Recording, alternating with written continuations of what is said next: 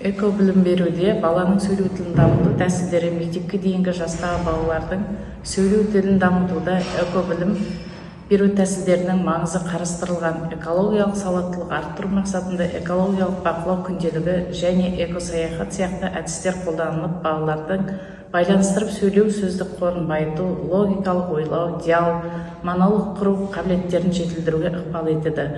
Жұмыс барысында балалар табиғатты қорғау, қоршаған ортаны бақылау арқылы экологиялық біліммен қатар сөйлеу мәдениетін меңгерді. Экологиялық тәрбие баланың тұлғалық дамуына тікелей әсер етеді.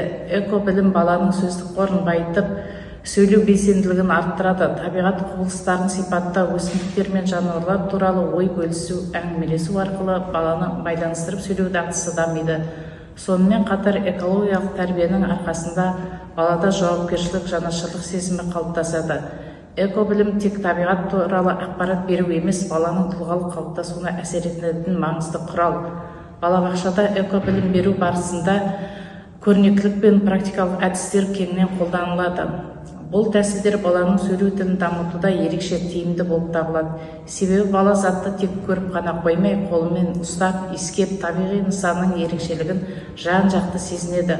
Осындай тәжірибелік әрекеттер нәтижесінде бала өз ойын жеткізіп айтуға, сөзбен сипаттауға талпынады. Мысалы, жапырақтың түсі қандай, құстар не істеп жатыр, өсімдік қалай өседі. Балалар өз жауаптарын ауызша жеткізіп отырып, жаңа сөздерді меңгереді. Сөйлеу белсенділігі артады. Эко білім беру үрдісінде ойын жаттығулар, жеке сұрақ жауап әдістері арқылы баланың сөйлеу тілі қарқынды дамиды. Ойын арқылы бала қызығып сөйлейді. Ал жаттығу барысында сөздік қоры кеңейіп, байланыстырып сөйлеу машығы қалыптасады.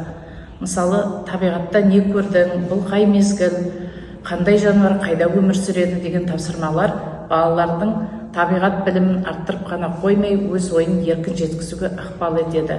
Диалогтық жаттығулар, сұрақ жауап тәсілдері балалардың коммуникативті қабілеттерін дамытады.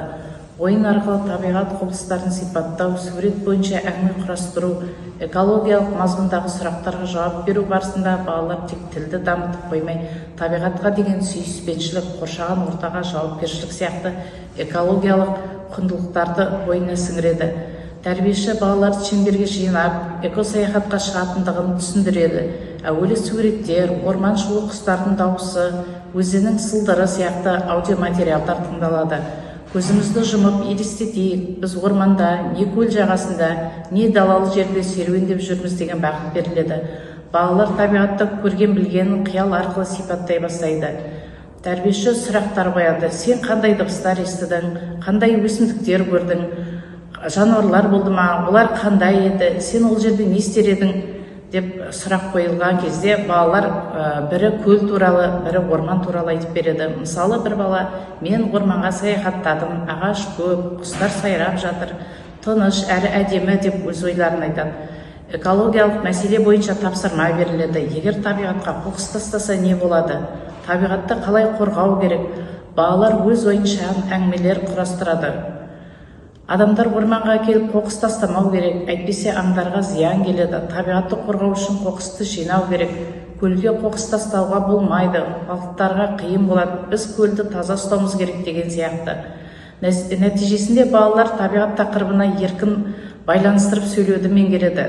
Диалог, монолог құруды дағдылар қалыптасады. Экология, табиғатты қорғау туралы сөздік қоры кеңейеді. Сұрақтарға жауап беру, пікір білдіру, ой жинақтау қабілеттері артады. Қорытындылай келе, экологиялық бақылау күнделігі және эко-саяхат әдістері арқылы балалар тек табиғат құбылыстарын бақылап сипаттап қана қоймай, өз ойын еркін жеткізе алады.